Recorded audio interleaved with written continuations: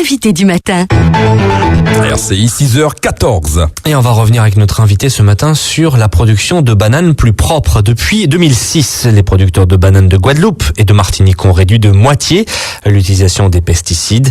L'objectif est de lutter contre les parasites qui font des ravages en utilisant par exemple des plantes de couverture.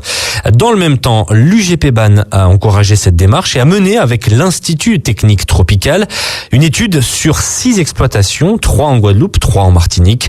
Les résultats de cette étude seront communiqués demain. On en parle ce matin avec Sébastien Zanoletti, directeur innovation et développement durable à l'UGPBAN. Il est l'invité de la rédaction au micro de Jean-Marc Pulvar. Sébastien Zanoletti, bonjour. Bonjour. Cela fait déjà 1 an que vous avez lancé le label Banane de France.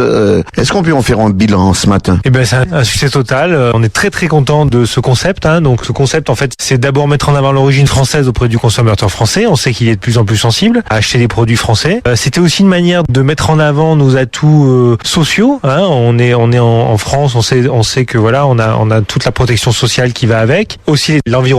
On sait aussi que les normes environnementales françaises sont les plus élevées avec l'Europe du monde. Donc ça, c'était aussi une manière de mettre en avant tout le travail qui a été fait au sein du plan Banane durable par les producteurs. Voilà, aujourd'hui, on a 800 magasins aujourd'hui qui sont dans l'opération. C'est quelque chose qui vraiment se développe bien. C'est un avantage consommateur puisque en fait, on vend plus au kilo, mais on vend à la banane, donc il n'y a plus besoin de peser, par exemple. C'est un code-barre, c'est plus simple. Ça permet d'avoir des bananes qui sont plus belles aussi parce qu'elles sont entourées d'un ruban qui les protège, qui évite que les gens les manipulent trop. On sait que c'est fragile, la banane. Donc succès total. Bon, c'est une montée en puissance. On veut arriver à peu près à 20-25% de notre production d'ici fin 2017. Et pendant ce temps, vous avez encouragé un retour à la biodiversité. On voulait réduire les pesticides. On voulait vraiment avoir une action très forte là-dessus. Donc on a réduit les pesticides, comme on le sait, de manière importante, de 50% depuis 2006. Donc ça a bien fonctionné. On a aussi travaillé tout ce qui est ce qu'on appelle les plantes de couverture. C'est-à-dire on a introduit des nouvelles plantes au sein des bananeraies pour éviter que le sol soit nu. Et tout ça a créé finalement toute une vie. Il faut savoir 80% de la biodiversité d'Europe se trouve dans les départements et territoires d'outre-mer. Donc on sait qu'on est dans des zones où c'est très très riche, ce qu'on appelle les hotspots de la biodiversité. Donc en Martinique et en Guadeloupe, on a une biodiversité très forte.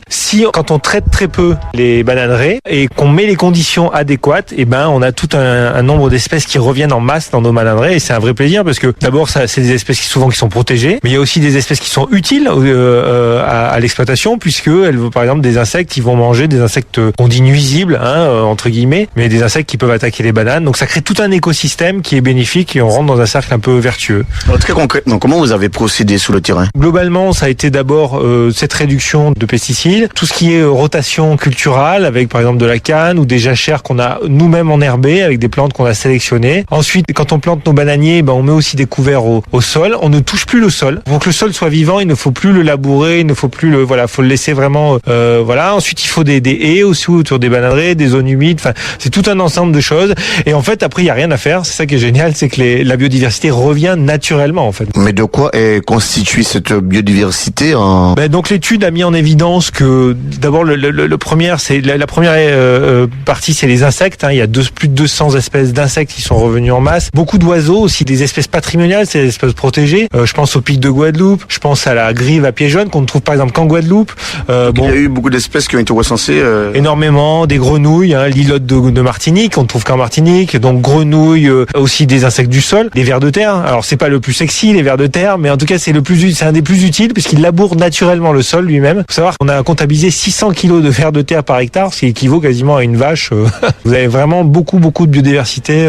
J'en oublie évidemment tout ce qui est papillons, tout ce qui est lézards, et les chauves-souris. Ne pas oublier les chauves-souris qu'on voit assez peu parce qu'elles sont là la nuit. Il y a des magnifiques espèces. On a découvert ça avec une association de Guadeloupe qui s'appelle l'ASFA et qui nous a mis en évidence qu'on avait 4 espèces de chauves-souris qui fréquentaient les bananeraies de manière assidue. Et vous nous confirmez que cette biodiversité correspond à une réduction de l'utilisation de pesticides? Voilà, réduction des pesticides. Donc comme je vous disais, 50%. Ça c'est une tendance qu'on veut continuer. On s'est encore fixé des objectifs pour 2020. On va encore réduire de 25% d'ici 2020 et de 50% d'ici 2025. Donc c'est vraiment une tendance forte au niveau de la filière.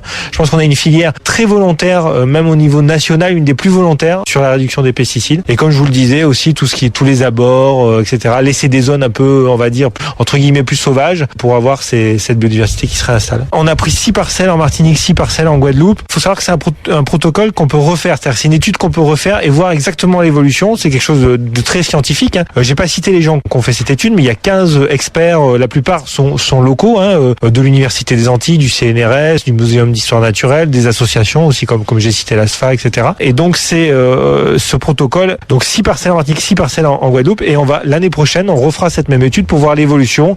Comme ça, tous les 2 ans, on va pouvoir suivre l'évolution de la biodiversité dans les bananeraies, qui est un signe de santé ou pas de la bananerie. Donc là, c'est un très bon signe de santé. De voir vous considérez que la biodiversité progresse? Exactement. On n'avait pas 2.0, on n'avait pas fait cette étude il y a 10 ans, mais on sait très bien qu'il y a 10 ans, il y avait beaucoup moins. En fait, tout est parti du constat des agriculteurs eux-mêmes, des planteurs, qui ont vu cette biodiversité revenir en masse. Maintenant, on aura le point zéro va être, on va dire, cette première étude, et ensuite on va voir progresser de plus en plus cette biodiversité dans les bananeraies. Merci Sébastien Zanoletti, très bonne journée et à bientôt. Merci, à bientôt.